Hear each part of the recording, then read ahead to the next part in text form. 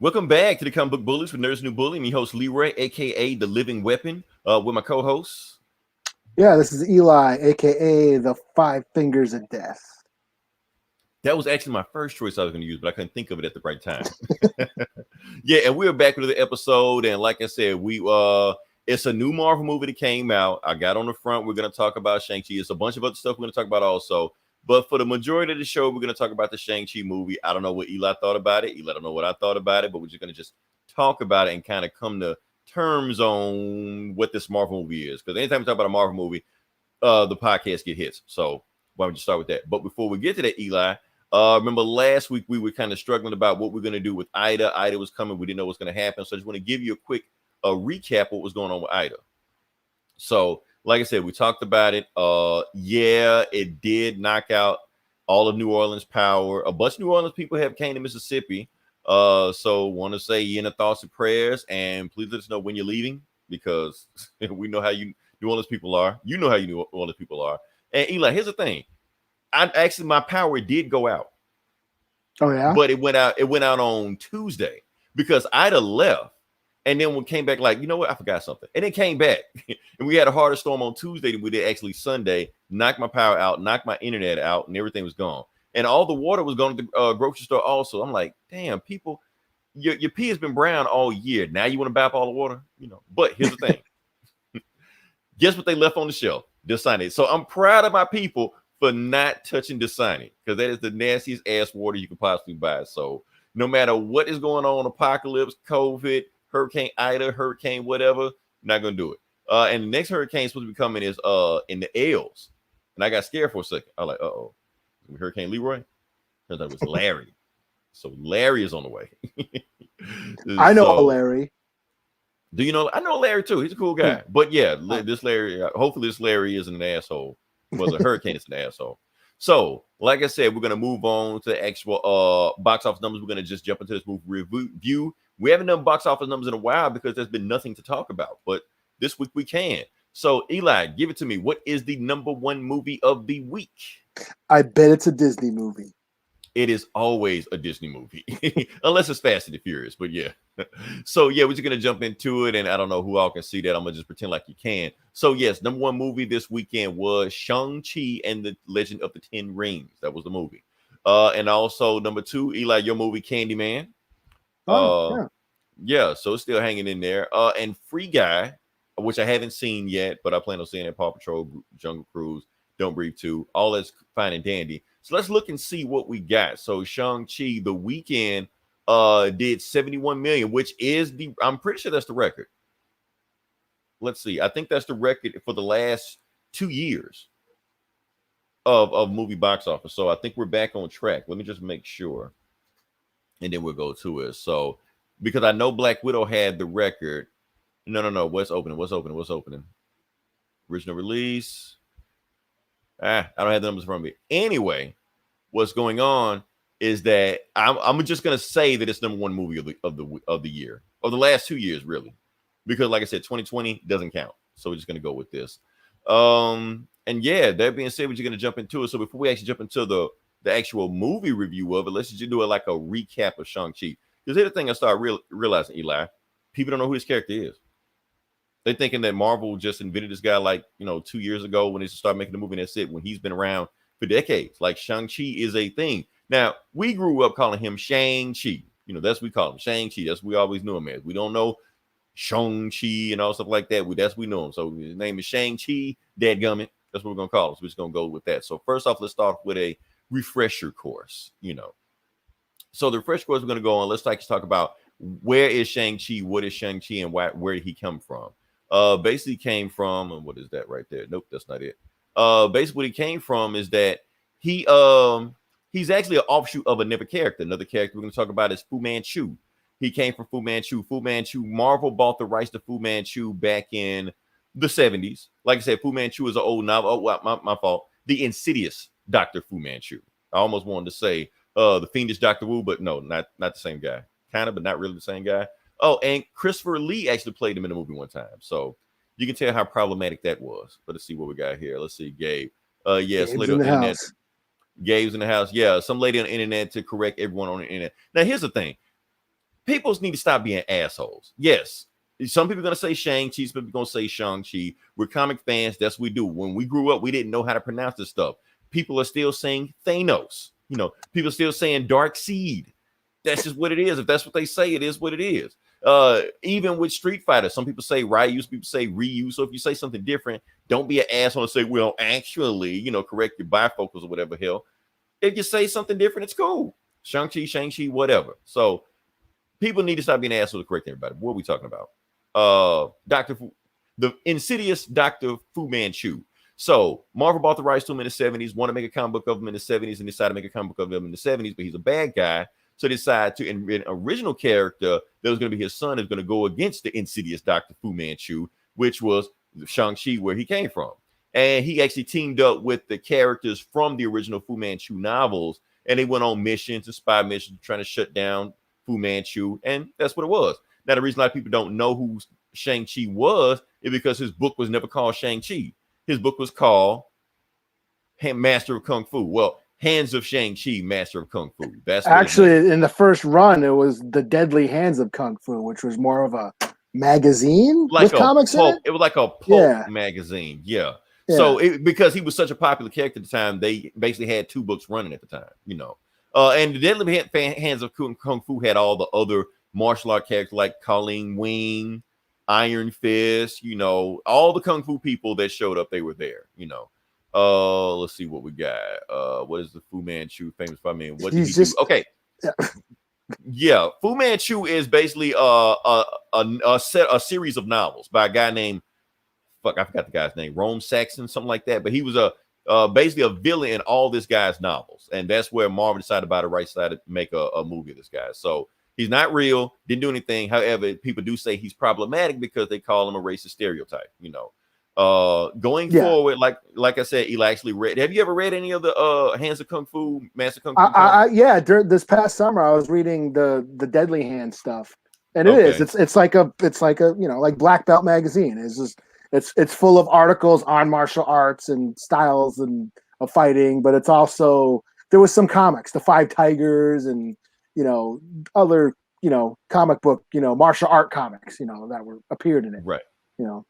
Like a continuous Dr. No. Basically, yeah, he's kind of like Dr. No. That's almost exactly what he was. Yeah, Dr. No, Dr. Fu Manchu, same guy, this genius, torturous. Basically, he was doing a time of Yellow Peril. Keep in mind, he was written by a white guy. Yeah.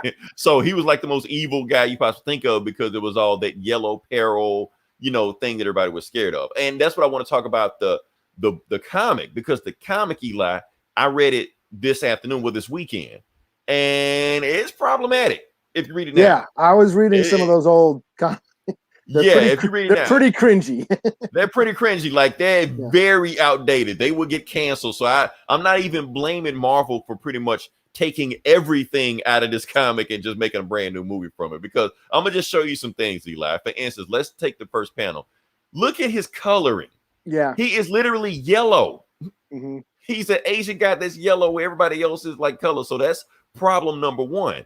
Another thing in the comic, also the original, like I said, in the movie, people know the movie, his mom was this sorceress and shit like that. Not like that in the comics. His mom is white in the comics. Her name, nobody knows. It doesn't even matter. She's one of Dr. Fu Manchu's concubines. And the reason he picked her, because of her genetic superiority. Blonde hair, blue eye. Like I said, this is problematic, So he picked the most perfect blonde hair, blue eye Aryan person they could. And the writers of the show, writers of the comic, even said why they did it, because they have to have some whiteness in Shang-Chi, otherwise readers wouldn't get behind him. So there you go. He's got a white mom. So that way they can get behind him, because if he was just strictly Asian with the demographic that the comics are aiming for, they wouldn't take him as a lead, because that's one problem with them. Oh, and like I said, as far as Shang-Chi, the character, he's pretty much as stereotypical as you can think of. I mean, he's pretty much, everything he says pretty much like a walking fortune cookie. He's always spitting wisdom and knowledge and stuff like that. And everybody in the book that talks to him calls him every racial slur under the sun. Good guys, bad guys don't matter. I was just casually reading this, and yes, Nazis are in the book. I may talk about that later on, but yeah, it's just everything you can think of is just wow. And this is what they made. Like I said, it kept going. And he actually hit right before, like, even though the Kung Fu craze hit, he was right before the Bruce Lee craze hit. So when the Bruce Lee craze hit, they just pretty much just turned him into Bruce Lee in the comics. Yeah, they turned him into Bruce Lee. Yeah, and they pretty much marketed it as Marvel's Bruce Lee. So they just drew whatever Bruce Lee did, they drew him in the comics. Now, why did Shang-Chi fade away? Why is it, if he was such a popular character back in the 70s, why we don't know about him? Well, one thing, like I said, the Kung Fu craze died off. You know, pretty much when Bruce Lee died, the craze went with him. And also another character kind of took his spot, Iron Fist.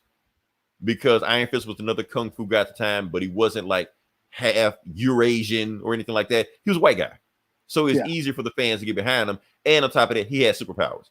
So he could play in the field with other Marvel heroes and it wouldn't be out of place. Where when Shang-Chi popped up and he's in the Spider-Man books like that, it was like, why is he fighting Spider-Man? Like, he has no powers, you know. Where Iron Fist, it makes a little bit more sense. So he kind of became the karate guy. And then plus, and then plus when he teamed up with Luke Cage, that sort of melded together the whole urban martial arts, you know, fad that had been going on. Because when the Kung Fu craze did hit, it was mainly in the cities and urban audiences. You know, they related to those movies early on because all those old Shaw Brothers and old school Kung Fu movies, they were all there. There was a strong sense of you know, fighting oppression. That's what most of those movies are about. You know, especially at the time in Hong Kong. Hong Kong was under British rule. So they weren't under communist rule. So they had a lot more, like, you know, freedom of expression, and they can, you know, art had a little more lax with their art, but they're also, you know, they were under this like Western rule. So like the identity and culture kind of came out in the movies, you know, that's why, you know, they went to go see Kung Fu movies to see their Chinese identity. So, and all these movies, yes, Bruce Leroy, and all these movies were mostly about fighting oppression, invaders. They were fighting the Manchus, you know, or the Japanese. You know, Bruce Lee, Fist of Fury was about the Japanese occupation. So it's always these characters fighting against invaders and oppression. And at the time, the civil rights was going on in the United States. So when these movies came over, they really resonated to the urban audiences and the civil rights movement. And that's why they blew up the way they did. So. Right. So you had two genres also. Like I said, you had the Kung Fu craze going on in the 70s, and you had the black exploitation craze going on at the same time, which also hit with the urban audience. Also. And they started cross like, you know, influencing each other. Yeah. Are we going to play a clip of Dolomite? Are we going to play a clip of Well, they had that. Yeah. Dolomite was doing Kung Fu, but then you had Kung Fu movies using like you know, like soundtrack to like Shaft, like funky, you know, soundtracks, like Motown, you know, soundtracks to their Kung Fu movies in China, you know. So they were like two cultures kind of like blending and you know, merging together. And I was going to talk about how, you know, Asian Kung Fu movies kind of rip off black culture. Also, we'll talk about that later on. But yeah, also want to just mention what else we were going to mention. Like I said, we talked about Iron Fist kind of like took the spotlight for Shang-Chi, where he kind of like fell to the background, even though he does pop up now and then. Like I said, he trained Spider-Man, you know, when he lost his spider sense. He trained Domino when she lost her powers. He was an Avenger, you know, in Hickman's run. He was Heroes for Hire. So he pops up, you know, time to, what, who said what? Here we go. 616, man, what we got? I just watched the film. Gotcha. Let's see. Love the martial arts film. Didn't even feel like a Marvel before. It did, but it didn't. You know, we'll talk about that when we get into the actual review of the movie. But that was, you know, one of the good things about it. We are dropping knowledge with your entertainment. We try to, yeah. Now, of course, we always get that asshole that's gonna make that comment, talk more about Batman. You know, but that's what we do. We're gonna give you the you know, the food and the liquor, you know, both together. So now, like I said, now even though Shang-Chi as a comic book character kind of faded to the side while other characters took over, they were always trying to make a movie of him. He was always going to be their launching pad to start their Marvel studio movies. For instance, Stan Lee was trying to get one off, get a Shang-Chi movie off in the 90s by guess who? Eli, guess who the lead was going to be? The guy from Mortal Kombat. Oh no shit, I did not know that. Yeah, Brandon Lee. Yeah, he was gonna. He really tried to do it. Had dinner with him. you know, trying to get the studio movie off the ground also. But of course, we know why that didn't happen, you know. Yeah. But yeah, like I said, he really tried to get it off the ground, but it never happened. Also, in the 2000s, you know, when Marvel Studios decided, screw, we're going to make our own movies, they had a whole list of movies. Like I said, we had Iron Man, had the Hulk, had the Punisher movie that was by Lionsgate, but they were also going to make an Ant-Man, which got pushed way back. They were going to make a Black Panther movie. They're going to make a Black Widow movie, and they were going to make a Shang Chi movie. They were going to make all those. But all they got killed when they got bought by Disney, and racist ass Ike Perlmutter said, Black Widow got to go, Black Panther got to go, Shang Chi got to go. I want nothing but white heroes. They can be sidekicks, but I only want white male heroes. So that's why it took so long for these movies to get it going on. But if it was up to the schedule of Disney never would have bought those movies, we would have got a Shang-Chi movie like back in, you know, the 2000s. Who would have played them? I don't know. Jet Li. I mean, at the probably 2000s, yeah. Jet it was the 2000s. I mean, it would have been Jackie like Jet Li would have been a no-brainer. Yeah. Jackie Chan, yeah, I think, might have been too old around that time, but Jet Li, even Jet Li might have been too old at the time. Like early 2000s, yes, I can see Jet Li easily pulling this off. You know. But that being said, we don't have that. We have Simu Liu. Like I said, I've been knowing this guy for a while. He is, like I said, he's from Kim's Convenience, which has nothing to do with Kung Fu. It is a Korean/Canadian sitcom where they own a convenience store. And he, like I said, he plays the dumb, hot Kelly Bundy type, you know, son, brother / guy, you know, always got his shirt off, always got a different girl in every show, never knows what's going on. He's that type of guy, but he's charismatic. That's why I knew that he could pull off this role. So as far as him in this movie, I had no issue, no concerns, but now he's gonna pull it off. I remember back in the day hearing rumors of Wizard Magazine, they want to annually direct in 2000s. Yeah, they, like I said, they've been trying to get a Shang-Chi movie. Oh, because he directed Crouching Tiger. Yeah, and the Incredible Hulk. Yeah. Oh, that's probably what it was. That's probably what it was. He was like, after that, he was like, yeah, I'm done with Marvel. No more. I think that's it. Okay, so now we're just gonna jump into the review. We're gonna jump into the actual review of the movie. Say we talked about, like I said, I don't know what Eli thought about the movie. I haven't saw any tweets or reviews, anything. I purposely didn't say anything about it. I want to save it for now. We're just gonna jump into it. So, like I said, going to the movie, this was already one of my more anticipated Marvel projects that came out. I look for this more than Black Widow, more than Eternals, more than whatever the hell came. Oh, Black Widow came out. Yeah. So I was actually looking forward to this. And I was like, okay, so I know Marvel is trying to blend, you know, martial arts, you know, with their Marvel formula, and they're trying to put it together and trying to see how this works out. This can either go bad or it can go good, because it could be too much going on, you know. But I thought, honestly, Eli, they blended it as perfectly as you can get with the Marvel movie. Like I said, as far as like the stunt work and all the stuff like that, I think it's on par with what we get from Asian Hong Kong cinema. So if it's on par, and maybe I'm saying the best, but I'm saying it's on par with Asian Hong Kong cinema. So if it's on par with Asian Hong Kong cinema, that means it is hands down the best action we get in the Marvel Cinematic Universe, because nothing in there compares to even halfway what they do with those movies. So that part sells it. Like I said, Shang-Chi, I was already sold on Simu Liu. I was already sold on him. Awkwafina, had no idea who she is. I never met her from a can of paint. Talk about later on. However, I was sold on their relationship, their platonic relationship. They felt like friends. Whether they are or not, they felt like it at least. Tony Leung, like I said, this is actually his first American role. He said he didn't want to do any American roles unless he something came along that, you know, caught his attention. And when this came around, that's it. But like I said, he is a Hong Kong legend. Like I said, all those John Woo movies he was in, you know, he's a romantic lead over there, as you could see, and they could tell in this he's a romantic lead in this one. He has that presence as, you know, the Mandarin. And like I said, as far as being a villain, he's one of the most charismatic, coolest villains Marvel has ever had. You know, he's one of those guys that make you think like, damn, yeah, you try to take over the world, but maybe it's okay if you do it, I guess, you know. So I got that feeling from him. He actually felt like a good, strong, stern dad, mentor type, hard, all that role. Basically, to me, he stole the movie. He stole the movie. He was the best performance out of everybody's movie. Had Michelle Yeoh, like I said, former Bond girl, former Jackie Chan stunt team coordinator, also like that. It all works, you know. And like I said, we were going back and like I know you want to talk about how you saw all different influence. There's so many. This movie is a love letter to Hong Kong cinema. It really is. Now, some people say homage, some people say ripping off. It reminds me very where they were doing. Even with Shang Chi saying, I don't want trouble. And where's it come from? It came from Jackie Chan, who always says that, which, like I said, the scenes are very close to each other, just like Jackie Chan fights with props and stuff like that. He was also fighting with props and stuff like that. You know, Yeah, so that bus scene was straight up, yeah, Jackie Chan shit. not on the bus scene, but the scene after that, also the scene where they went to the when they was fighting outside, you know, with the bamboo sticks like that. That was also Jackie Chan.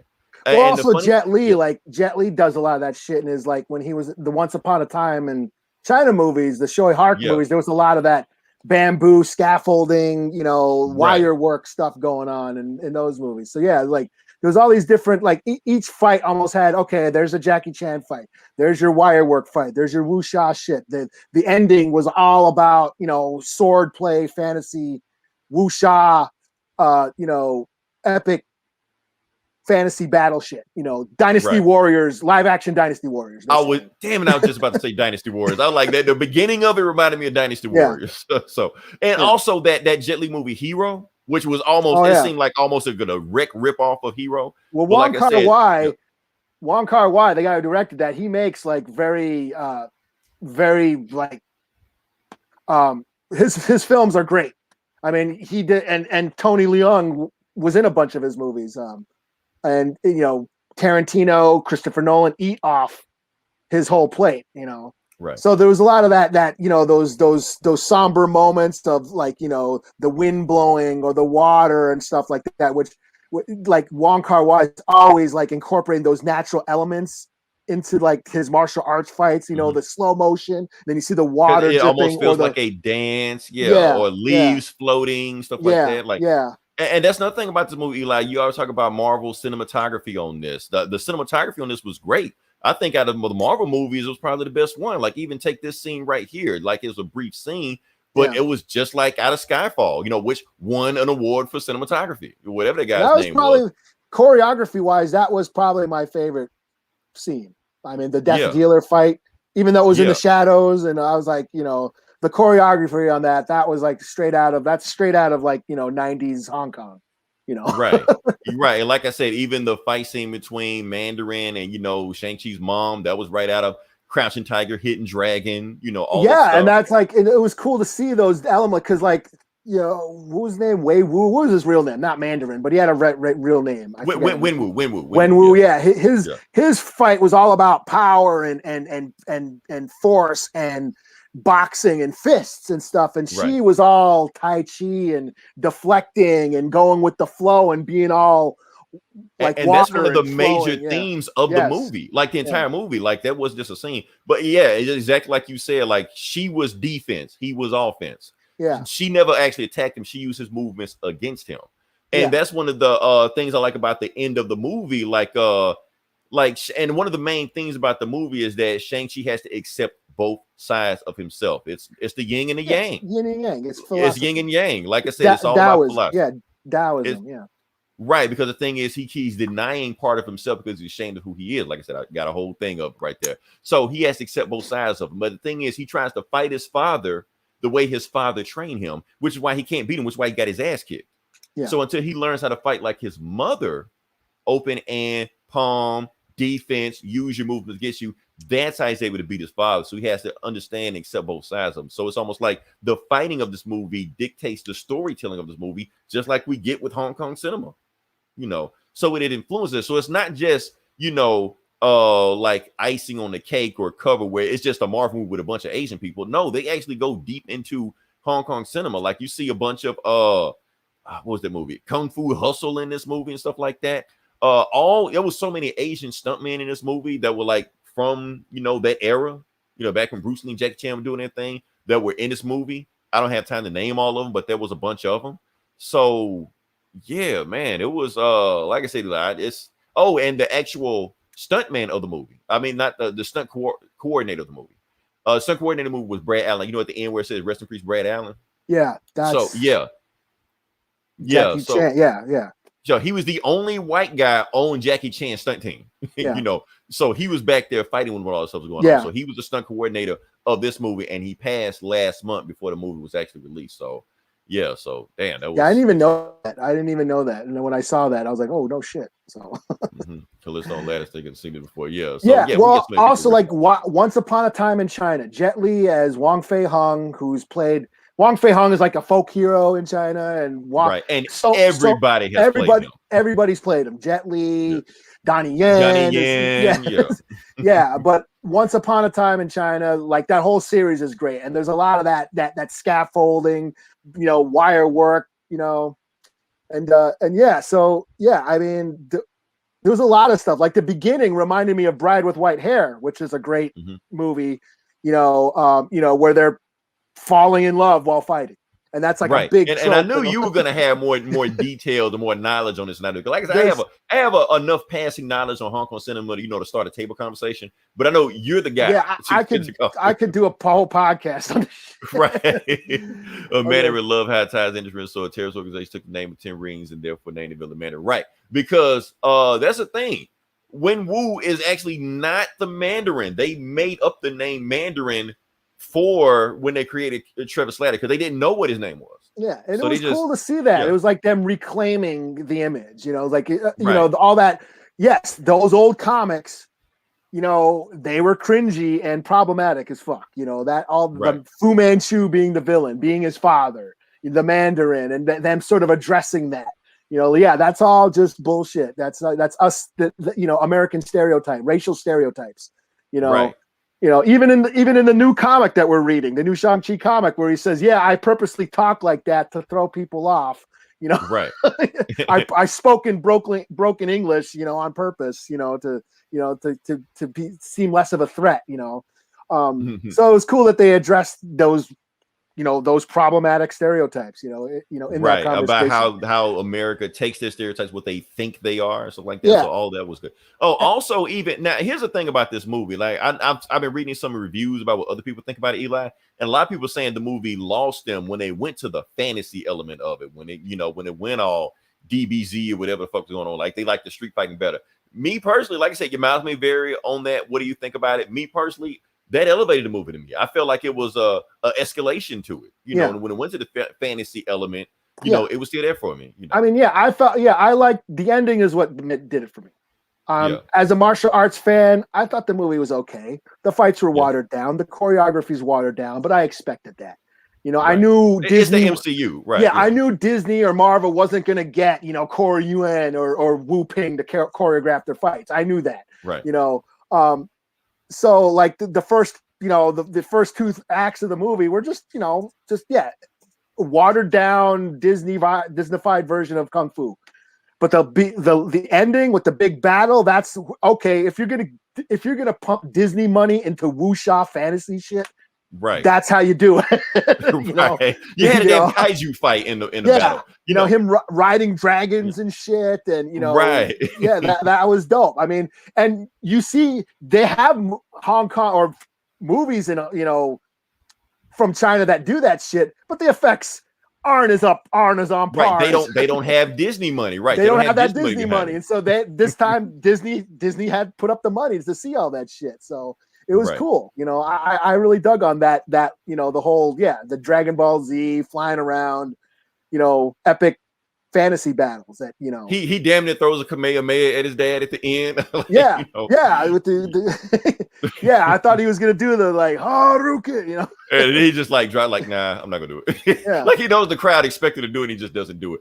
Even just the fact how the movie just dives into Chinese lore, like all those animals that they show in the end when they go to the other planet or dimension, whatever, like all those are animals that are in Chinese lore, like it's like even walking, like even that chicken pig monkey thing, that's a thing from Chinese lore. The nine-tailed fox or whatever. The nine-tailed fox in there, like I said, we talked about it earlier. It's from Naruto, if you're familiar with Naruto, and also Lovecraft Country. Now we know that's from Japan and Korea, but like I said, a lot of this mythology kind of bleeds into each other. So yes, China's going to have a version of their own nine-tailed fox also. So kaiju battle is usually in Japanese, Right, it's Japanese, but like I said, a lot of times it bleeds into each other. And I also like it how they had a bad dragon and a good dragon, because the thing is, like in the West, like I said, in Western entertainment and media, dragons are bad. That's just what they are. The reason they're bad is because, like I said, they're lizards tied to the serpents. And from the Bible, we've been trained that serpents are evil. They're tied to evil. That's just how it is. In China, however, like I said, in the East, dragons are considered protectors and good. They have National Dragon Day, and so you have that balance with the dragons also. Good dragon, bad dragon. So both cultures, if they China's not going to get this movie. They already banned it. But if they did, you get the best of both worlds. I heard that they are going to get it.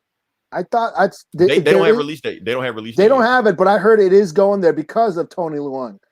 Because he's such a huge star over there. To support him alone. Yeah, okay, he's huge over there. He's like, he's like one of their biggest stars. And that's the thing is like, he stole it for me. That watching Tony Leung, it dawned on me halfway through the movie. I'm like watching it. I even said it out loud.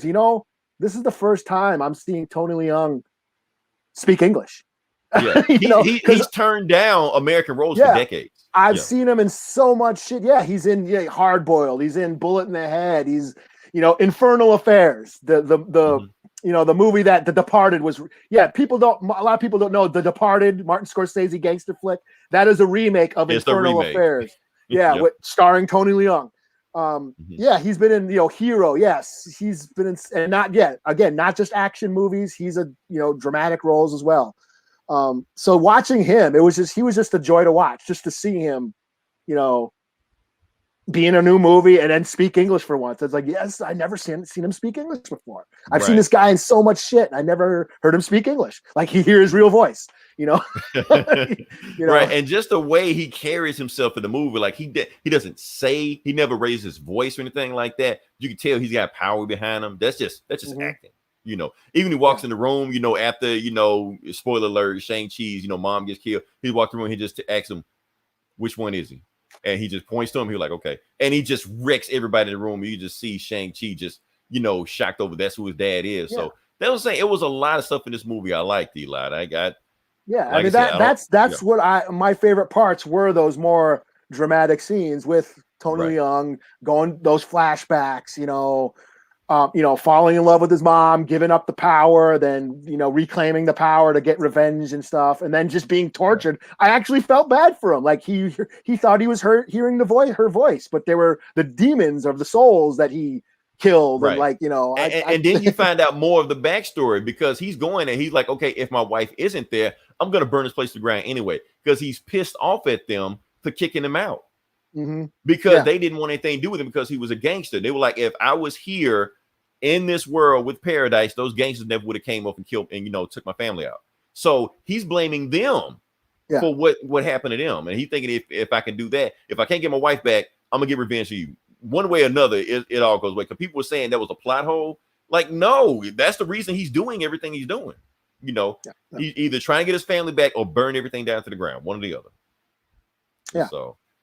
So yeah, I'm trying to think what else. There's some other stuff I can hit this movie.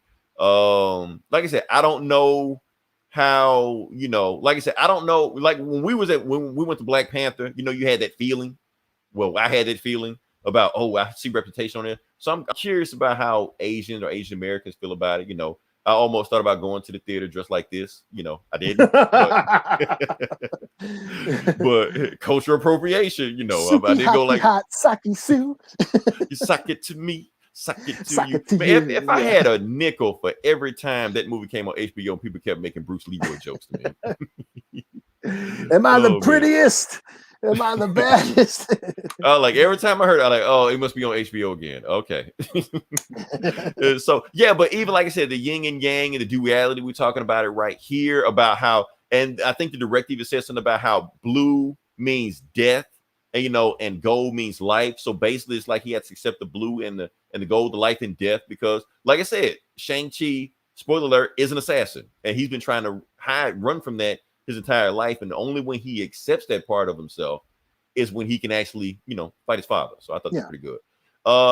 However, Eli, there is like I said, we talk about how problematic the old comics were. There are some people that's boycotting this movie. And the people that are boycotting this movie are Black people.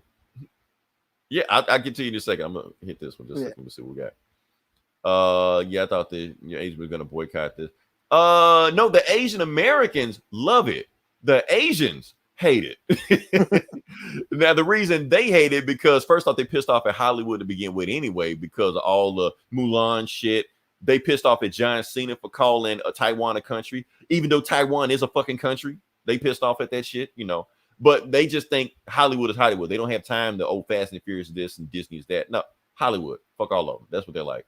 Her Twitter's Awkwafina. Yeah, 616 man. That's what I was just about to get to. I'm glad you brought that up, even though I was leading there anyway. So Eli, yeah, Awkwafina is problematic. People were getting ready to boycott this movie strictly for her. Really? Yeah, I don't. Like I said, I don't know anything about her. If I've seen a movie before, because I don't she's remember appropriating Black culture. Is that why? Yes, because she's appropriating Black culture. Apparently, she was because do Black people karaoke Hotel California? Well, not in this movie. We do, but that's a secret. You can't tell anybody.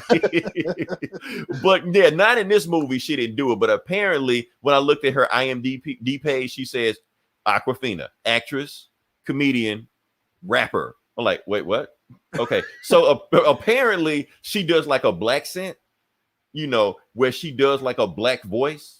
And I guess in other movies or in her comedy acting like that. I've never heard her do it. Like I said, I don't know who she is, but a lot of people just seeing her name in the movie were like, fuck this movie. I'm done with it. I'm not even doing it. So I'm like, wow. This is crazy. So apparently she's that. I was not aware of that.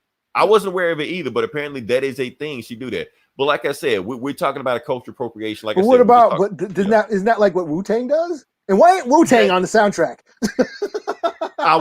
Don't get me started on the soundtrack. Don't get me started on that soundtrack. I'm gonna talk about the soundtrack. No, fuck it, let's talk about the soundtrack. Okay.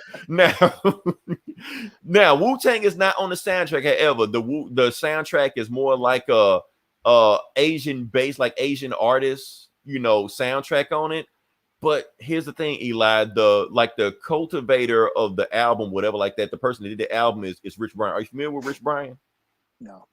Okay, so Rich Brian is a rapper that changed his name from Rich Brian because he used to be called Rich Chigga, short for Chinese, you know what. So yeah, okay. Yeah. So he's in charge. He was in charge of the album. Yeah. So when I'm listening to the album, and like we said, we talk about Awkwafina, we talk about Rich Chigga, and I'm listening to this album, not the score, the actual album, where a whole bunch of rap like 21 Savage, stuff like that, and it's a hip hop album. But it's not really a hip hop album. It's like a hip hop album by people assimilating hip hop. It's not Mexican food. It's Taco Bell. That's the feeling I'm getting. So it's more like Asian American. Yes, Asian. This is more Asian American than an Asian Chinese culture. Yeah, I mean, like I said, it's a Hollywood movie. So that's heard it was because of that. She got the role. She said I wasn't Asian just to get a role. I won't act.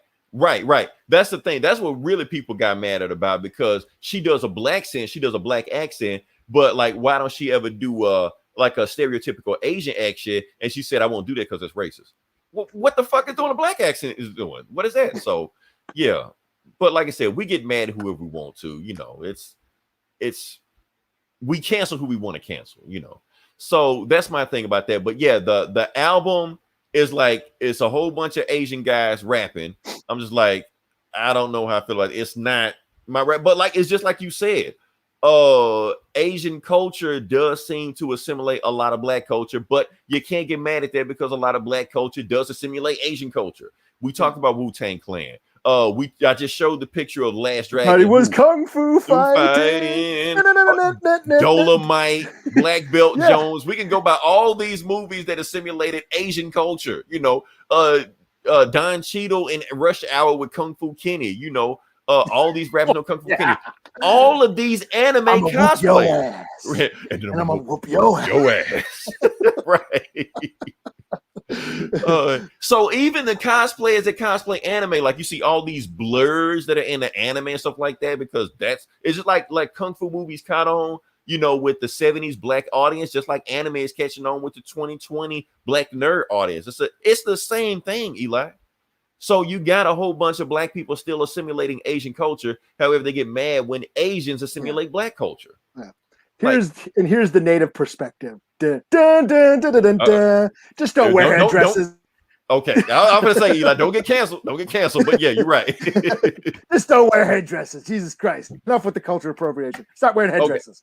Okay, that's what I was about to ask you, Eli. Okay, because like I said, on Shang Chi's Facebook page, they got all the merch. All the merch on there. It's got his suit on there, his Goku leather jacket, with the yellow and shit on there, and he's wearing his. So is it wrong for us to wear, dress like Shang-Chi for Halloween? I know. Like you said, like anybody can dress up as Black Panther. Just don't wear black. Right, don't wear blackface. That's all. Just underneath, don't wear you can wear the mask. Just no shit. Right, because it will show up when you run for president election, and they will show your Black Panther Halloween outfit later on. But even if Eli, even if there's an Asian superhero, I'm sorry, a Native American superhero that has a headdress, Red Wolf gets a movie. It makes $1 billion. Oh yeah, so that's gonna be some shit. Just saying, that won't ever happen. But I'm saying in an alternate variant, what if universe where Doctor Strange, saved his wife instead of his hands. In that universe, if it's the actual, that's the thing. If it's actually his outfit, if it's his costume, like if it's his uniform, sure, yeah. But don't wear just any old stupid shit, right. I mean, Molly of Denali, that cartoon, the Alaskan Native cartoon. It's like Native Dora the Explorer actually addressed that. Like, yeah, you can dress up as Molly, just don't put her in buckskin. You can. She has an outfit on the show. You can dress up as that. Dress up as that. Now, 616. I'm glad you brought that up. Yeah, because culture appropriation, people just throw that word out there. But in America, it really is a blurry line. It's a blurred line. Because the thing is, America is a melting pot. We hang around each other all the time. Different cultures are going to bleed into each other. Yeah. Hell, Eli, a lot of times people say comic book shit. This is white shit. So even us doing this shit is doing white shit. Like we hear it all the time. Oh yeah. I go to the res and like, oh, you listen to metal, right? Like all those white boys. Meanwhile, these motherfuckers are listening to fucking Skinner and shit. Right. So it's like some stuff is unavoidably going to do it. But however, there is a hard line. There is a hard line where you got Elvis Presley, inventing rock and roll. I'm sorry, he didn't. But people still think that, and it goes on with, with Post Malone and Miley Cyrus inventing twerking and stuff like that. Or, Justin Timberlake. Yeah, the girl with no ass invented twerk. Right, but she invented twerk, or Justin Timberlake, got all these R&B songs, then holler out All Lives Matter, So there's a blurred line, but it's clear when you cross that line. That's all, Yeah. So, but we could talk about that all day long, but yes, this movie I feel like is more from the Asian American perspective than the Asian perspective. I think that's why Awkwafina is in this movie. I think that's why she's in it. I think him, that sense, the immigration, him being an immigrant and coming over and trying to blend in with American culture and being poor, and they were like they were valet parking and when he was rich in his home country. Yeah. Yeah, which is a story from a lot of Asians. Like we saw the hell in you ever watched Fresh Off the Boat? Yeah, I have. Yeah, I've seen same thing. Yeah, same thing that happened. They were rich over there, came over here and struggled. But a lot of us do it because we think it's cool. We've seen a lot of other cultures do it to show gangster and stuff like that. Like I said, it's so much rap music out there. Like I said, you got white suburban kids dressing up like 50 Cent and all stuff like that. So Jake Paul and shit. Trigger one. It's like Jake Paul triggers both of us, but in different ways, But yes, Jake Paul. Oh man. So yeah, that's all we got to say about Shang-Chi. Eli, slap a score on it. Slap a score. What you think about it? I'll give it a 3 out of 5. I liked it for the most part. As like I said, as a martial arts fan, I thought it was okay. As a Marvel movie, I did I like this? I think I might have liked this better than Black Widow. Now that I think about it. Really? You think? Like you think that's okay? That's right. You thought it was on the same level as Wonder Woman 84. So yeah. Okay. Yeah, I mean, I thought it was fine. That's another serviceable Marvel flick. I wish it wasn't weighed down by the Marvel stuff. I wish it could just breathe on its own. Why Abomination is fighting Wong. I don't know. Because it's Marvel. I mean, that's the same reason you knocking it is what people want to see. Yeah, it's like that. That's what I was like saying. Like, why is Abomination in this movie and not in where he's supposed to like why is Taskmaster in the Black Widow movie? Why is Kang fighting Loki? Like, right. You know what I'm saying? Like, yeah, it's just like I said, that setting up of other shit gets sort of weighs down when I sometimes I just want the movie to just breathe on its own. I disagree. I disagree. Like I said, I see your opinion on it, and it is a problem with Marvel when they just like shoehorn stuff in there. But I don't think the Marvel shoehornness weighed the movie down because I think it was so brief. Like it was there to remind you was in a Marvel movie, but it was like Abomination was tagging along with him the whole time. Or he was the main villain of the movie. Like I'm come to destroy the world. No, he shows up and leaves. He was He was basically a jobber for Wong. That's all he was. Yeah, and then the end. Yeah, of course, the ending credit scene is like, oh, the rings have some alien shit in it. So okay. I mean, but so that's what you go to these movies we're for. Set, okay, here comes the Eternals. Like, yeah, give us for what is Marvel connection? Oh, you haven't seen the game? Oh, well, we just gave them all of them. Abomination and Wong show up, and there's an end scene where Shang Chi and Awkwafina join the Avengers. I guess. Yeah, I guess. Yeah. I guess, but yeah, that's what happened. And then they're singing karaoke again. And then they sing karaoke again. Yeah, the Hotel California sing. Yeah. Eli, I'm gonna slap a score on it. I'm gonna say 5 out of 5.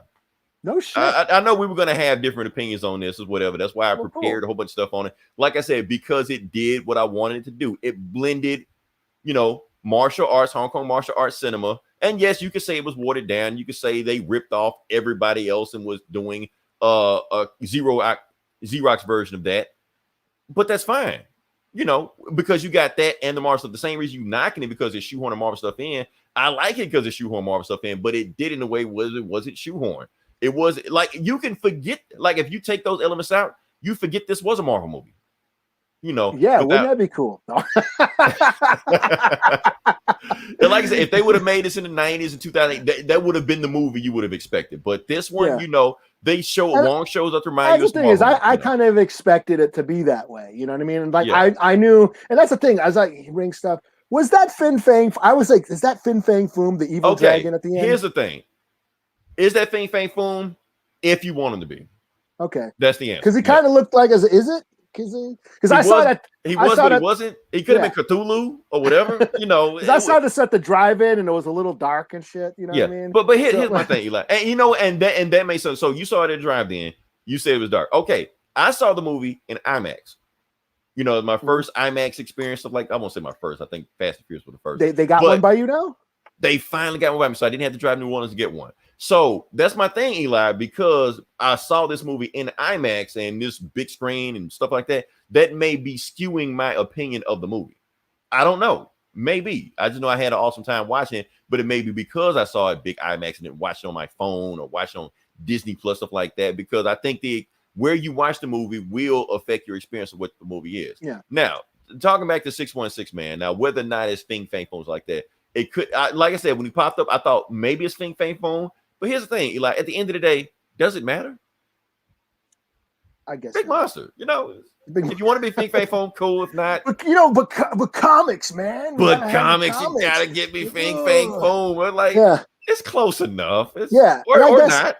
I was never a huge Shang Chi fan in the comics. I mean, the new stuff is cooler because it isn't as problematic and cringy. Because, I mean that those old comics were shitty spy stories. And that's the thing, the whole tone was different in those old books. Like I said, they were basically James Bond comics with Bruce Lee in them. That's all they were. There was no supernatural shit in there. The only supernatural shit you got in those books was when a Marvel superhero pops up, when Spider-Man or Man-Thing shows up. Occasionally, a giant spider or a giant scorpion would show up and they'd fight for no reason at all. But that was because Dr. Fu Manchu did some experiments. They had an explanation for it, Yeah, like Fu Manchu was like part of M16 or whatever, or MI6, back then. And those comics were just shitty spy stories, Right. So I wasn't into that shit. And this movie, there was element, and I think I would have liked the movie to have leaned more into the gangster triad themes, because the 10 Rings were like this underground criminal organization. It would have been cool to get some of that more gangster feel, but they touched on that. So it's like it was an amalgam of all these genres of Hong Kong cinema. You had the fantasy, you had the the straight up martial arts, you had even different styles. Like I said, you had him being the boxer, and then you had her being the Michelle Yeoh doing Tai Chi. You had some wire work, you had some wuxia sword stuff. So it just like it was just like a big melting pot. It was a soup, I guess. Yeah, and, I mean, like I said, it was a love letter to Hong Kong cinema. Like I said, just like you saying you wish it was more grounded, street level, because Shang Chi is a street level hero. Like I said, people want to know he's a Marvel superhero. What are superpowers? He didn't have any. He's just a dude. His only powers are these hands. That's his powers. So every now and then he'll get a power up. Tony Stark can give him superpower nunchucks. Scarlet Witch will make shadow clones of him. Every now and then. For the most part, he's just a dude. So yeah. My thing is, like I said, I would have you could have stretched this out to a trilogy. The first movie could have been street level, triad ninja shit. Then it could have escalated to the third trilogy to the big kaiju monster thing. And I'm not saying I was expecting it to be like, Jackie Chan level Jet Li shit, because the heyday of Hong Kong cinema is over. It died in the 90s, so all that wire work. Once the Matrix, came out, once you saw like Charlie's Angels and Jessica Alba and Ben Affleck and Daredevil doing shitty wire work where they totally lacked the grace and style that you saw in the Hong Kong flicks. Once that shit started happening, that shit was done. So I wasn't expecting that, So like I said, it was like it was a homogenized version of it, and I thought it was fine. I'm not knocking it. It didn't blow me away, but it was about what I expected. A Disney-fied version of Kung Fu shit. Yeah, which is what sold people. So I'm gonna just rank it whatever I put that at. Like I said, Captain America, Winter Soldier. Like I said, me personally, I'm putting it in that rank. Now, like I said, my blackness will not allow me to say it's better than Black Panther. I can't do that. So we're just gonna put that out there. But I will say, where people complained about the third act in Black Panther, where the CGI they said sucked and the fighting scene sucked, that is not a problem with this movie. Like the money is on the screen. I very much thought the third act is what. Yeah. Okay, Disney. This is Disney showing their dick. Yeah, right. Like they're trying with this one. Yeah.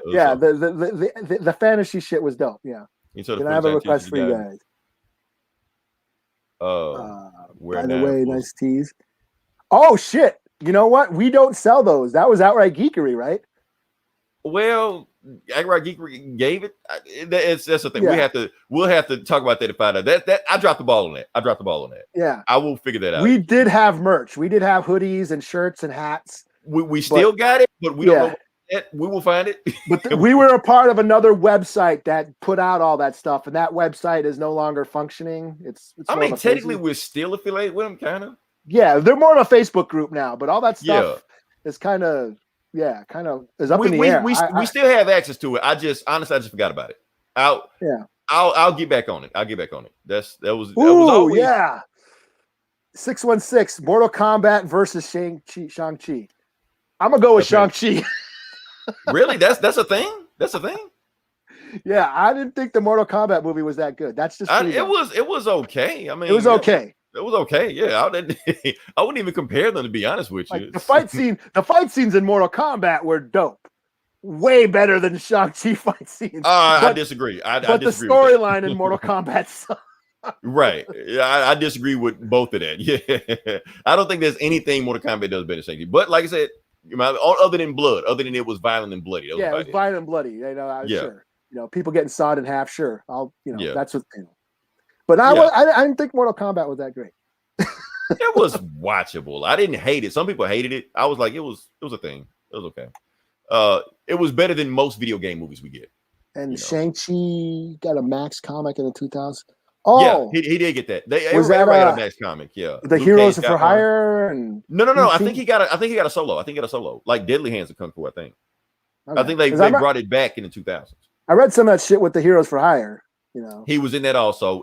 Everybody was in it. That 2000 Heroes for Hire book. Everybody was in that book. So Yeah, they it were was just like, whatever. it was a Max book. Yeah, it was a Max. It was a Max book too. Yeah. So like I said, he's on the come up. And for people that haven't read his new run, read his new run. His new run is pretty good. We've actually reviewed every single book in that run on this show. So and we liked it. Yeah. So yeah. The new Shang Chi comic is dope.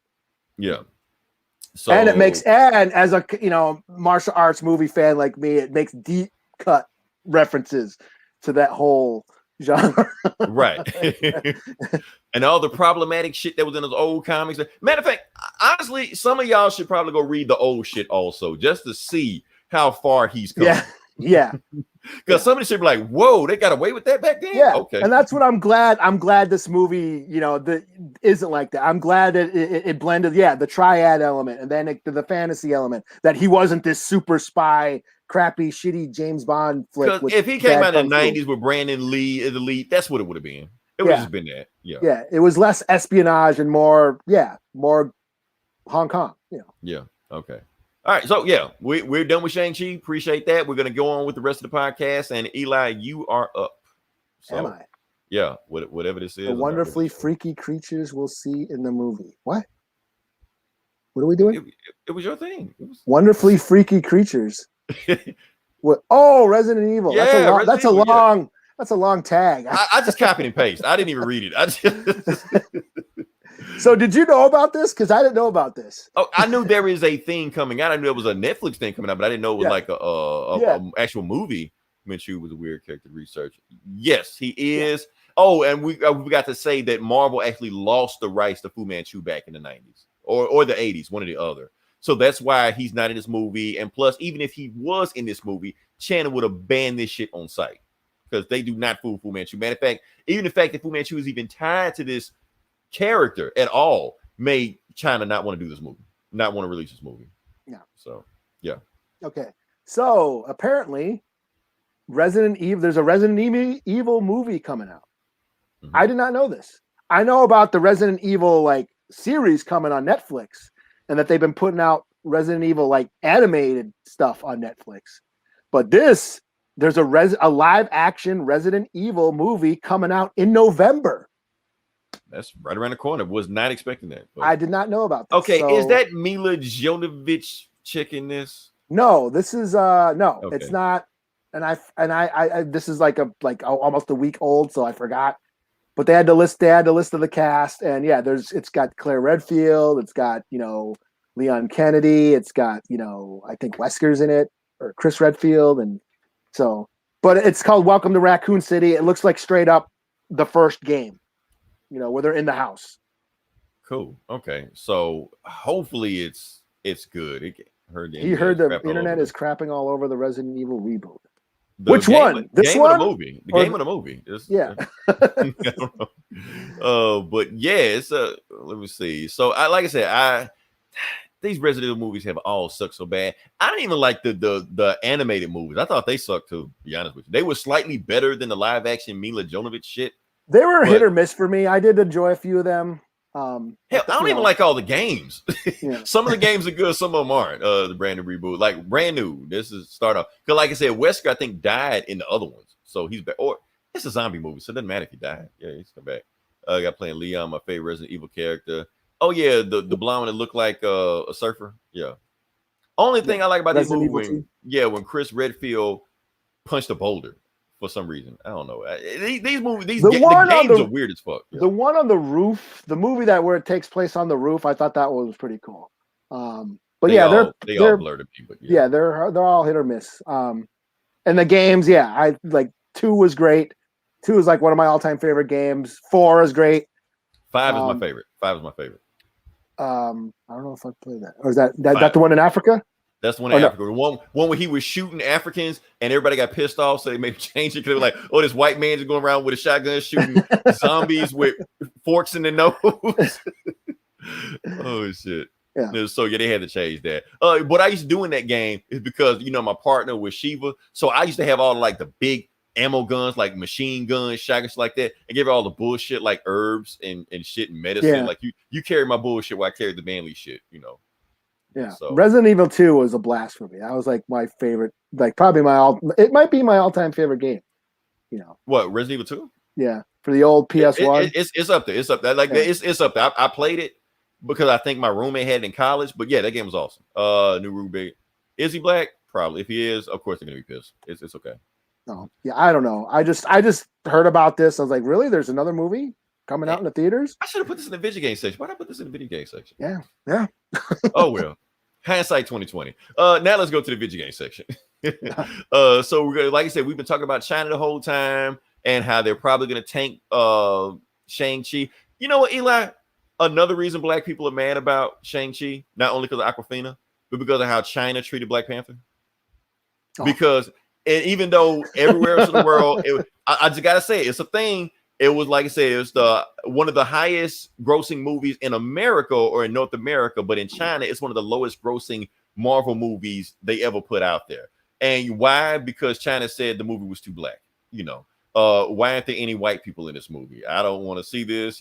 So just the fact that China said that shit, it rubbed people the wrong way. So like, since China didn't support Black Panther, we're not going to support Shang-Chi. I'm like, that's a dumbass reason to boycott, but it's the internet. People have done dumber shit. What are we talking about? China limits online video game. Oh yeah. So in China, just made a rule. You can only play video games 3 hours a week and only on the weekends. So that's I couldn't live over there, Eli. I'd go to jail or some shit. I don't know. So my heart goes out to the Chinese. So I guess they banned rap last year also, or the year before. They do a lot of fucked up shit over there. Yeah, which again, cancel culture is bullshit. They do all this fucked up shit over here, and Disney doesn't give a fuck. And they kiss their ass. Like Disney I said, doesn't give a shit. Look, Taiwan is a country, so there's no reason to get pissed off at Johnson just because they don't recognize Taiwan as a country. Marvel don't give a shit what China does. Because that's where all their money comes from. Half of their box office comes from China. That's why they are kissing China's ass any way they can to get Shang-Chi over there. They can, because if they don't, you're not getting a Shang-Chi shoot. It's gonna be it. I couldn't see you going to jail for gaming. I probably wouldn't. I play offline. I'd find some way around it. They might have drones and shit to steal spot me on your phone and shit. Yeah, mobile gaming. They'll find some way to catch me. Hey, where's that? The little football, the electronic football that fucking my boss gave us. Oh yeah, can we play it? Does that count? Remember when China didn't want Iron Man 3 Marvel to put China Man subplot longer to China audience accessibility? Yeah, they made it some bullshit. That's why they changed Mandarin, because China wouldn't like it. But we all know Marvel's full of bullshit because they end up doing it anyway. That's why this movie is out. Yeah. All right, so like I said, the next part of the podcast. Mm-hmm. Okay, like I said, this is the Comic Book Bullies, where we talk to comic books. And I guess, Eli, we're going to let you go first because you said you want to review this book. It's actually the #1 book of the week. Well, the #1 selling book of the week. Is it? Yeah, it was #1. It's Batman. Oh, of course it's shit. Batman. I guess I'll go first. Oh, shit. Of course, we do all know Batman is going to outsell everybody. So, yeah. Let me see. Do I have? Let's see. Okay. All right. So, Batman, Fear State, Alpha, #1. Mm-hmm. Tinian setting up his Fear State event. Yes, the Fear State event is finally here. And not this book, Future State, but Fear State. Yeah, Fear State. Which will lead into Future State, which we already know what happens because Future State happened already. So we already know what's going to happen. Right. Spoiler alert. Yeah, we already know all this. So basically, this book, it's a flashback. Simon Saint is meeting up with the Scarecrow in Arkham and basically devising their sinister plan to use fear to turn Gotham into a police state, And then we get to see all the other folks from the Bat family characters setting up their tie-in books, basically. Basically, yeah. And basically pretty much, putting everybody in their, their starting positions for this huge event that we already know what's going to happen. Because they already spoiled it. So, yeah. So 2 out of 5. I didn't give a shit. Damn, you kind of roasted this book. Okay. I did not give a shit about this. This book was pretty useless. We already know that's the thing. Since Future State already came out, we already know it's basically fucked up Tinian's run. You know, yeah, because that may be one reason why he's leaving. You know, because he had the story he had planned out, but he can't plan it out because they've already said what's going to happen. You know, I mean, the art's pretty cool. You can see the art is pretty cool. Oh, the art was awesome. That's one reason I read it. Yeah, but there's some pretty interesting ideas that it brings up about cops being unfit to be policemen. Like what's his name, Mahoney, or what's his name? Sean Mahoney. Yeah, that asshole. He's an asshole, and when he's not on the job, and then he's gonna be Peacekeeper 1. So it brings up that that the issue of policing. Yeah, but other than that, she's a Batgirl. Oh yeah. So other than that, this book was pretty useless. I didn't give a shit, and I don't know if I even give a shit about this whole event. So yeah, because like I said, basically Tini is about to clock out anyway, so he just was writing this shit just so he can go do some other shit. So he doesn't care why she wait, but it's Batman. So yeah. Let's see. Future State, I was like, man, Future State sucks. The future sucks. Yeah, the future does suck. You know what? Image did this back in the 90s. So Image, when they had their Wildcats run and stuff like that, Wildstorm. So after the 8th issue, I think the 10th issue, they actually released issue 25. So you saw all the fucked up shit that happened in issue 25. You're like, oh, what the fuck? So every other book after that was leading up to issue 25. So you already knew having issue 25. You're just reading what led up to that. So Future State kind of feels like that. With Jim Lee at the helm, I can kind of see them kind of just remaking that whole thing. So yeah. All right. So what do we got? Next book I'm going to do is Dark Ages #1. This is a Marvel book with Tom Taylor. Tom Taylor, y'all. Like I said, Tom Taylor is on a Marvel book. So I was like, yeah, hell yeah, I'll check that out. See what's going on with that. I'll buy that for $1 or $8 or whatever the fuck this book was. But yeah, $5. Yeah, shit. I just press order. Add to cart. Add to cart. I don't know what I paid for it. Oh shit. So yeah. So there we go. Okay. So basically, what this book is basically like, what if the Marvel universe was in the Dark Ages, didn't have electricity? But anyway, we're gonna start with what the book is going on. Basically we have, and this is not in canon. I'm pretty sure this is not in canon. So what's going on? We have because Wanda's alive. That's right. Wanda's alive. The X-Men still she gets killed again, but she's alive. Yeah, that's true. And plus Luke Cage and Jessica Jones are still married or not married or whatever the hell's going on, because I don't know what's going on with their ship. Oh, and this is how we know it's not canon, because not Danielle. Mayday's back.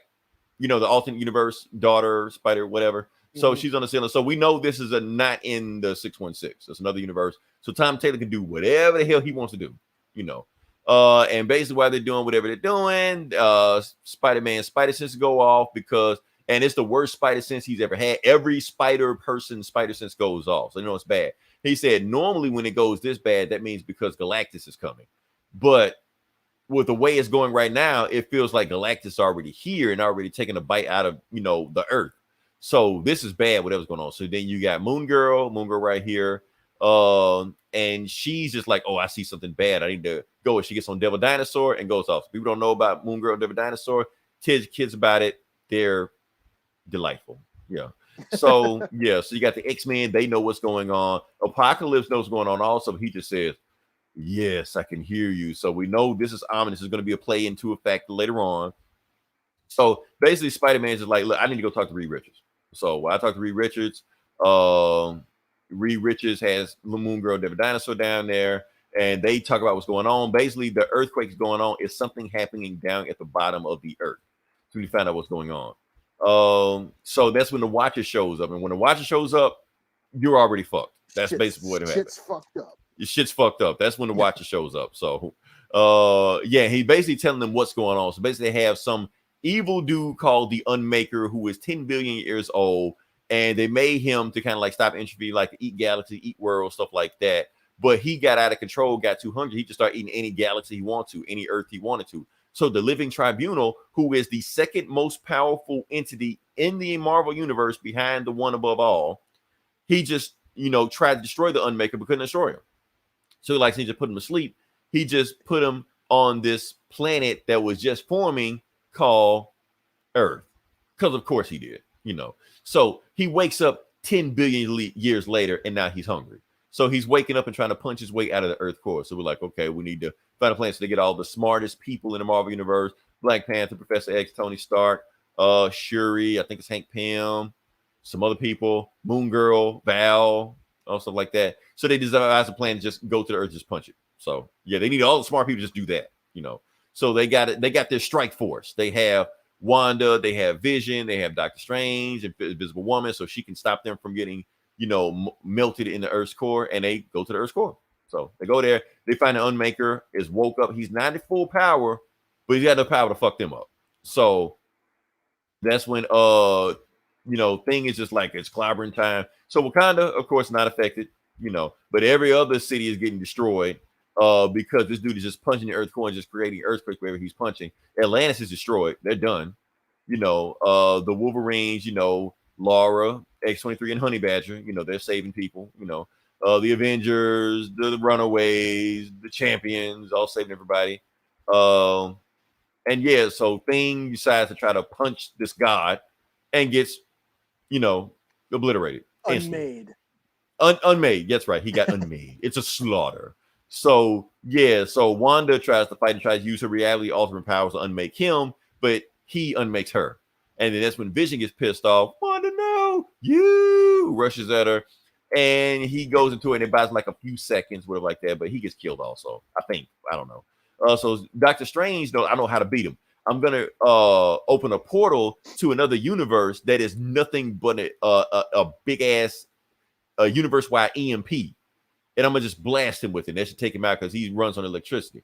So he does that. So he makes this big ass EMP, but right before he gets taken out, he stabs Strange right through the chest. So Strange is dead. The EMP is still going, blasting his ass, and Strange uses the last bit of energy he has left right before he dies to throw Sue Storm back, back to New York. And she dies. But he dies before he can close the EMP portal. So the EMP portal is still on planet Earth, and it knocks out all the power on the Earth. So everything's dead. Nick Fury, Helicarrier dies. Iron Man loses a leg, falls because EMP affects him. Ant-Man's, a giant man's thing doesn't work anymore because it runs off electricity. So he's stuck big. Yeah, so he's stuck big. Pacemakers go out. Vision's daughter dies. So even if Vision did survive the God monster, whatever like that, he's dead anyway because of the EMP. You know, Spider-Man's web shooters don't work. Yeah, that's I actually went, oh shit. I was like, I thought that was mechanical, not like whatever. Yeah, I was like, oh shit, his web's right. So he crashes and he thinks Mary Jane is dead. So he goes because the apartment, got destroyed. So he goes in there and it turns out Mayday saved everybody. So everybody's alive. So yeah. So we cut to 7 years later. No power. They've gone without power for 7 years. And now and he's telling the story about, oh yeah, and it was the time a few years later when the apocalypse happened. And then we see all these guys like Venom and I guess Steampunk Iron Man and She-Hulk and Beast and Steampunk, yeah. Yeah. So to be continued. So I was like, yeah, it's whatever. I don't know. It didn't just grab me. I don't know. I was thinking this was going to be like Savage Avengers, like it was going to be all fantasies and dragons and elves and shit. Another War of the Realms Hyperion shit. Age and shit. Yeah, that's what I was thinking. Another War of the Realms and shit. But then I was like, oh, okay, all right. So I was intrigued because of that. Yeah, it's kind of like Deceased, but it didn't grab me like Deceased did, But it is Tom Taylor feel like he's going back to the well, Yeah, this is just basically setting up. So it probably will get better, but you're right. Yeah. This is a whole bunch of setup right now. Yeah, so I'll give it another go. At least another issue.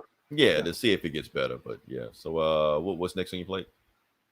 Should I do Hellions number Go 15? For it. Yeah. Okay, so Hellions number 15. For somebody that hates X-Men, you read way more X-Men. I'm only reading this and what do you call it? And New Mutants are the only X books I'm really reading, right? Yeah. Is that Bishop? So yeah, no, that's Grey Crow, John Grey Crow. Oh, damn. Okay. Yeah. So so Hellions number 15, Sinister. He's finally been exposed.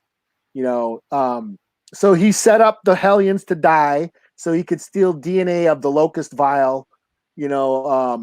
from Arakko during that whole X the Sword shit. You know, so Karn, is that his name? Karn, the leader, shows up to Krakoa to take revenge on Zorn or whatever. I thought it was Karn or something. The guy with the helmet. The leader of the Locust Vial or whatever. Oh, we might be talking about two different people then. Yeah. Yeah. Yeah. So so he shows up, you know, to take revenge on Sinister, you know, and the whole Hellions crew don't remember anything, you know, because they died and Sinister erased their memories, you know, before bringing them back, you know. And then it's also revealed that Psylocke was in on it the whole time. Oh, Tarn. It's Tarn with a T. Tarn the Uncaring. That's his name. Never heard of him. Yeah, he's these demon mutants from Arakko or whatever. So Sinister went. That's why he sent the Hellions to Arakko to get the DNA of them, and then he killed them, and then left them there. And then when he brought them back, he erased their memory, so they didn't know. But now they know because a Sinister clone survived, and now he told everybody. And Psylocke was in on it, and Grey Crow has the hots for her, and he's really pissed. Who does? So he's like, "What? Yeah." So he's like, he basically builds his, you know, he puts together this gun out of all his body parts and just goes on a rampage, and just starts, you know, shooting up everything, going ballistic, and he shoots up this one of the local locust guys. I can't remember his name, but basically he feeds on like ammunition and firepower, and it creates like these little spawn baby things, and they feed on reality or some shit or something. I don't know. It's the fucking X-Men. I don't know this weird fucking powers all the fucking time. I can't keep track of this shit. So anyways, yeah. So this thing is like all these little spawn things are gonna like basically eat the universe. So Tarn has to like create a black hole, because I guess he can do that, and swallow these things, you know, and get rid of them. And then Psylocke admits to Grey Crow that she only was helping Sinister because, you know, he has her daughter, her DNA, and he's threatening to destroy it unless she helps him with this plan, you know. Yeah. Okay. But then Sinister reveals that he has already created a Sinister / Karn or Tarn clone called the Chimera, and it's like a mutant god. Oh, so the one rule that the X-Men said don't do, Sinister did it. Yeah, like so you can't combine, you know, X DNA. But yeah. So he made a Sinister and Tarn clone, the Chimera here, but it turns out Empath, who's been on the Hellion squad this whole time, turns out he is been undercover working for Emma Frost this whole time, and now Emma knows about Sinister's whole plan. So and she's on the Quiet Council. Oh, wow. Yeah, and Empath takes over Havoc, and has Havoc blow up the place. Well, damn. Okay. And to be continued. So yeah, Havoc just blows up the jank, and to be continued. So pretty cool. Pretty cool. You know. Interesting. 4 out of 5. Yeah. Like I said, it's one of the only. This and the New Mutants are the only X books I'm reading. So. Cool. Let's see. Sinister Combination Fest. Yeah, like I said, the X-Men actually have, like, Krakoa has one rule that you can't combine DNA, you know, but it's Sinister. He does what he wants to do. So yeah. So so the next book I'm going to do is not New Mutants. Sinister War. Why not? Yeah. Oh, you read that? It's the last one. It's the last book. Well, not the last book I'm doing. But the last book Sinister War is doing. Okay. So it's the last book in this run. Yeah. So basically, it's just been a whole bunch of bad guys just fighting Spider-Man. So yeah, that's what's going on with that. And basically how the book is going on is that it's more fighting. Yeah. That's pretty much it. So I'm just gonna cut with three Sinister Six teams. Or how many Sinister Six teams? Well, another one shows up at the end of last issue. Because then you got Juggernaut, Great Gargoyle, Whirlwind, Living Laser, You know, and Spider-Man's like, I don't remember fighting these guys. So it's like the Sinister. So it's like the Sinister 24 or something. Yeah, it's like Sinister 4. He says like 40 guys, so you got to divide 6 by 40. My math is bad, but divide it up, and yeah, that's how many sixes you got. He just calls them the sixes. He was like, they're just all after me. So yeah, so they all fight him. Sin Eater beats his ass, you know, but before he do that, the other Sinister Sixes show up, you know. And they all, you know what? They're so desperate on fighting Spider-Man that they fight each other. So it's just a big ass war of them just fighting each other. And they forget Spider-Man's even there, even though he's right there. You know. So that's the Moreland. I thought it was Morbius, whatever name, but it's actually Moreland. And he is a vampire also, or a soul eater, whatever like that. And he can sniff Spider-Man. So no matter where Spider-Man goes, he's gonna find him anyway. You know. So yeah, so they find Spider-Man and they just kick his ass, even though he's already been getting his ass beat the whole time, you know. But then they get so concentrated on Spider-Man, they start fighting each other just to get the Spider-Man. So they start blasting each other. It's just the all-out, you know, carnage. But anyway, let's just cut to the end. So what goes to the end? Oh yeah, and Boomerang dies. I forgot to tell you that. Which we kind of saw that coming. So Boomerang, it looks pretty cool. If it's just action, it looks pretty cool. Yeah, so it's just action. Yeah, Boomerang saves Spider-Man because Spider-Man was about to get eaten by Moreland. So since he was there, he just kills him. Instead, just eats him. He's just like, yeah, you wasn't shit. I'm still hungry. You know, so we got Spider-Man. Then you got all the other one. And so the team that Boomerang is on, the Sinister Six team that he was on, joined Spider-Man team because so now it's like them versus everybody else. But anyway, while it's going on, Dr. Octopus actually not fighting anybody. He's just sitting back in the background with some kind of remote control. Yeah. And then he does something where he actually pulls a centipede out of his own ear, hits a button, boom, and knocks everybody out. Everybody's down for the count. So what happens is the centipede that Kendrick put in everybody's ear no longer works. So he's no longer in control. He doesn't have that suicide bomb in their head anymore. So they can just do what they want.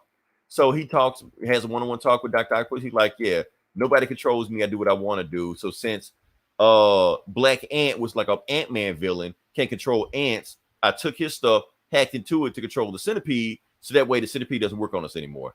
He was like, thanks, Doc. He's like, don't touch me. You know, I didn't do this for you. I did it for me. You know. So he was like, but anyway, Spider-Man, you need to get out of here because some of these guys still want to kill you anyway. So I'm going to give you a 5-second head start. You get out of here. And Spider-Man leaves. And apparently Mephisto and Doctor Strange had a bet going, and Doctor Strange won. Mephisto's like, well, you won. It doesn't matter. I'm gonna get him again in a few months anyway, so it doesn't even matter. Which is ominous, and that's the book. So yeah. Apparently it was a thing with Mephisto and Doctor Strange betting on who was gonna win. I guess. Let's see. I've been expecting. Yeah, I think everybody was expecting that Boomerang died because he's such a useless D-list villain. Why is he so focused in these Nick Spencer books? So apparently he was gonna die. We knew that was gonna happen. So I'm glad the run is over. It didn't need to be 4 books. Well, it sounds like I read the shittiest one, and you read the rest of them, which sounded not that bad. It was just fighting. That's all it was. Because the first one was all the first one was all that setup of all that crap that's been soap opera shit that's been going on in the run, and I was that's what I liked. I thought it was gonna lead it. I don't know, but now I was like, I just jumped in to see. Oh yeah, let's see him fight all his villains. Mary Jane doesn't even show up again. He didn't even take the mask off for the rest of these books. It's just fighting. That's all it is. It's just like, oh man. It's like when we talk about Shang Chi. Like if you read those old books, that's all it was. Like the old books, every other page was Shang Chi fighting a ninja. He just walking down the street. Oh, ninja. Next page, here walking in, taking the shit. Ninja. You know, that's all the book was. There was no story. You know, but yeah. What do you got? I'll do New Mutants 21, number 21. Okay. Let's see here. Do I got one up? So this is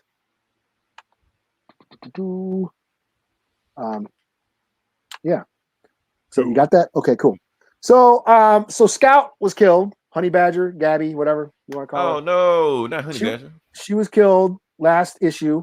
And the kids were like, oh shit, who did this? We need to find out who it was, we need to bring her back, see what she remembers. They suspect it was the Shadow King and all that because Amal Farouk has been, talking with them and telling them, giving them pointers, basically befriending these kids. Give them and candy. but they're also like, well, it's Krakoa's not going to resurrect her because she's a clone, so let's do it ourselves. So they do. They sneak into the husk, whatever, and they resurrect her. But then caught by Rain. Don't they need the 5? Well, yeah, they all sneak in there and they all they get her back. Rain actually helps them. Like Rain comes like, what are you guys doing? Okay. She catches them and they have this conversation and they're like, hey, Gabby ends up coming back. So they resurrect Scout and she's like, hey, you're the last one to see me alive and blah, blah, blah, blah. And they all think Rain killed her, but Rain's like, I don't remember any of that shit. I don't even remember talking to you and all that. So then they're like, oh crap. Well, you've been buddy with Farouk this whole time. And so then they're like, oh shit, Farouk's doing some shit to us, because he's got telepath powers. He can erase their minds. And so they suspect that it's Farouk. He's up to some. Meanwhile, let's see. Whoops.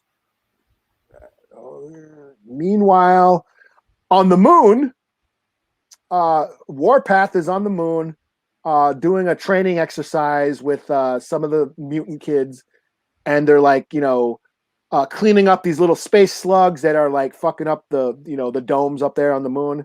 And then they get attacked by the Brood, and there's a big old fight. Warpath and all the kids fighting. I thought the X-Men controlled the Brood now. Well, there was some sort of truce. They talk about that. There's some truce going on. Obviously, it's been broken. The Brood are attacking, so they fight. Warpath kicking ass, ripping Broods apart and shit. Yeah, so basically, fuck Jonathan Hickman. The shit he wrote, never. Yeah, big ass fight, action shit. The truce is broken with the Brood. Blah blah blah. Back on Earth. So Rain goes and tells Danny Moonstar and Karma about what's been going. Like, yo, I think Farouk is messing around with us. I can't remember, what happened, but I think I might have, killed Scout, or he made me kill Scout. Blah blah blah blah. And they're like, okay, we got to do something. Magic's like, okay, let's go get him. And Farouk's like, yes, excellent. Come to me. Let's come and play. So, pretty cool. They do address, there was like a letter they do address the 5 or whatever. They talk about, hey, we want to present some. You hear me? Oh yeah, you went out just for a split second, but you're back now. Yeah. Okay. So there was a part in this book where the 5 actually send a letter to the council about stating a case for clones to be resurrected, that some clones are actually individuals and that Cerebro actually recognizes them as individuals. So some of them should be resurrected, like Gabby, like Madeline Pryor, like Laura, a few of them. A few of them. So but Scout, they did resurrect Scout. So but other than that, pretty cool. 4 out of 5. Cool. Okay. All right. So last book I got is Static number 3, season 1. So that's the last one I got. Like I said, I pretty much get them for free because I subscribe to DC Universe. They just give them to me for some reason. Only the milestone books. So only the black books I get for free. Let's see. Where's I gonna go with that? Yeah, okay. So just starting how the book starts off. Like I said, this is book Hot Streak, who right now is Static's main enemy, got caught. So, and he got caught by some government organization we don't know about, and they're like, "Oh, you want to see us? What do you want with us? What do you think you can offer?" He like, names. I give you names.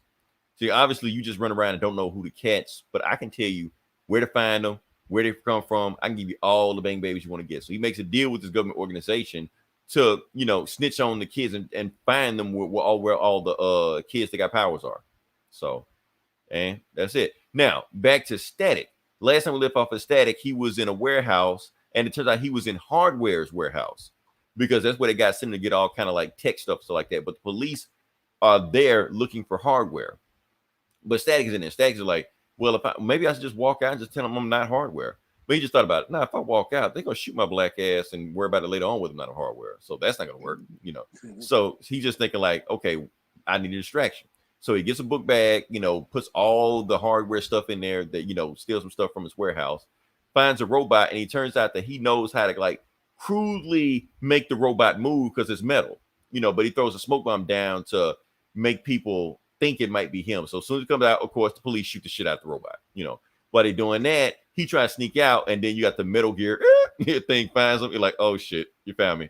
So they're like, oh, let's shoot his ass because obviously it's hardware. So turns out Static finds out that he can control metal. So he stops the bullets right there, by instinct. The bullets don't even touch him.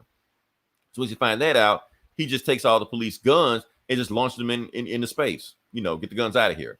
And then he takes off running, runs away. And that's when the police cars chase after him. And it turns out he's standing right on a manhole cover. She's like, what do I do? How do I get out of here? You're like, oh, I'm on a manhole cover. It's metal. So why not use my metal powers to fly? And that's when you get the old school Static Shock flying on a manhole cover. So that's the first time he does it in these books. So, and then they talk about and Eli, I think they're making the Blood Syndicate, but I think they're making the Blood Syndicate like a evil team because Holocaust is on it. I think so, because they got Holocaust in there. He's recruiting bang babies, just like he did in the old Blood Syndicate books, but this time he just recruits anybody, Okay.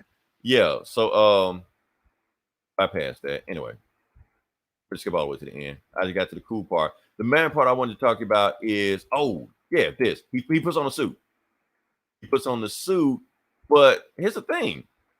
They do it like the old school 90s. He was like, because I always read anime with my dad, so like that I was one of the hero. And that's when they show like the Static Shock, from the 90s cartoon.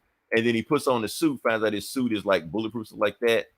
And he finds a Malcolm X hat, which made sense in the 90s because everybody had a Malcolm X hat in the 90s, and he puts it on. And it's old, and it's static. Eli, do you think kids would get it, the X hat? What it symbolized nowadays in 2021? I don't know. I mean, I don't know. It's like in the 90s when Static wore it, then it made sense. Like it was a thing. But now they're probably thinking something else. Do people know who Malcolm X is? Like, nowadays, Oh, of course, yeah. We're woke now. We didn't know who he was in the 90s, but we're woke now. So yeah, we know who everybody is now. So anyway, cut to the end. Him and his dad have a one-on-one. They fix the house, stuff like that. He goes to school. And when he goes to school, they get stopped in class by the same government that was at the beginning of the issue. And they're saying, we need to talk to the kids. Some of the kids need to come with us, But right before Darius, who was like this podcaster, he basically went to the bathroom to take a piss. He comes back, he sees those government agents. He's like, oh shit, let me find it. And it's High Street again. High Street is working with a government agency. So turns out Virgil was late for class, so he thinks it's no big deal. I just walk into class 5 minutes later and sit. That's when Darius grabs his ass in the bathroom. He's like, don't go in there. Because they're looking for bang babies right now. If they find you in there, you're definitely coming with them. So all the kids in the class, they just leave with High Street. And he's like, don't worry, I know where the other kids live at that aren't in the classroom. And next book says High Street makes a house call again. So like the next issue, he's going back to Virgil's house. So yeah, that's the book. This is a better book because you got more Static isms, the stuff you expect, from Static. So yeah, the art is great. The art has never been a problem with the Static book. So yeah, updated from a garbage. Oh yeah, it was a garbage can. I forgot about that. I can remember if it was a garbage can or a manhole cover, or it might have been a manhole cover in the original comic and a garbage can in the cartoon. I have to go back and see. But yeah, that's what I got. So yeah, it's picking up. I'll stick with it. Cool. As long as it's free. Yeah. All right. My last book I'll do is Star Wars High Republic #9. So basically this is the Star Wars High Republic. This takes place 200 years before the Skywalker era. We have a place called Starlight Beacon that is on the outskirts of the Outer Rim, the uncharted territory of the galaxy that hasn't been mapped out yet. And there's these space pirates called the Nile. And they attacked this Republic fair that is celebrating the opening of the Starlight Beacon. And they killed thousands of people. So the book opens up with some politics. Basically, the Jedi Council are arguing with the Senate about what to do about the Nile. Do we go to war? Favorite part about Star Wars. Yeah, this is all basically politics. Yeah, they you know, what are they going to do about the Nile? Do they some Jedi want to like straight up go after him, basically go to war, but some of them are like, no, we need to investigate, find out their terror tactics, because the Nile are using like hyperspace lanes to like make attacks. They can jump in and out of hyperspace, and like basically do some attack shit and then jump into hyperspace again. So that's what they've been doing. And so Keeve, the Padawan turned knight, she goes undercover with the Nile, and she's on some raids with them. But at the end, we see the Nile have captured one of the Hutt allies. So the Hutt, they allied with the Hutt when they were fighting the Drengir, those plant monsters in the earlier story arcs. Mm-hmm. So the Hutts have like and the Jedi are kind of like friends right now, but now the Nile have captured one of the Hutt allies. And they might have blown, maybe Keeve's cover is blown, maybe. So to be continued. So 4 out of 5. This is I'm digging the High Republic stuff. It's basically Star Wars not being weighed down by all the expectations of Skywalker shit or the Old Republic shit. It's just straight up new Star Wars stuff. Star Wars stories, new shit, straight up new shit. We don't have any expectations.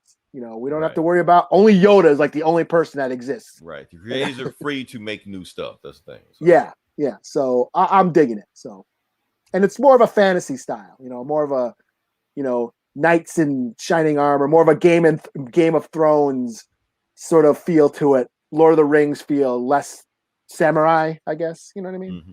So cool. And I'm booked out. All right, cool. Like I said, if you listen this long, definitely like, share, subscribe. Appreciate everybody jumping in. Hope you enjoyed our Shang Chi, whatever you want to call it. It's okay. Whatever you want to call it. Appreciate the review. Tell you what, anybody that watched the movie, rate what you thought about the movie. Put your rating down there on a scale of 1 to 5. We don't do 10 here because 10 is a bullshit rating. 1 to 5. What you think about it? Put it down. Comment. And I don't know what's coming next week. We'll find something to do. It's always something. I think there may be like a Sony PlayStation. They're gonna announce what's going on with the PS5. It was like an update, so we'll know whether or not we can get one or not. But other than that, yeah, that's pretty much it. So, Eli, anything you gotta add? No, I think we got it. Cool. Yeah, like I said, this was a meaty show. We got a lot of information in here, but one of our shorter ones. So just gonna leave it at that. So until then, this is Leroy. This is Eli. We'll talk to you guys next week. Same bullet time, same bullet channel.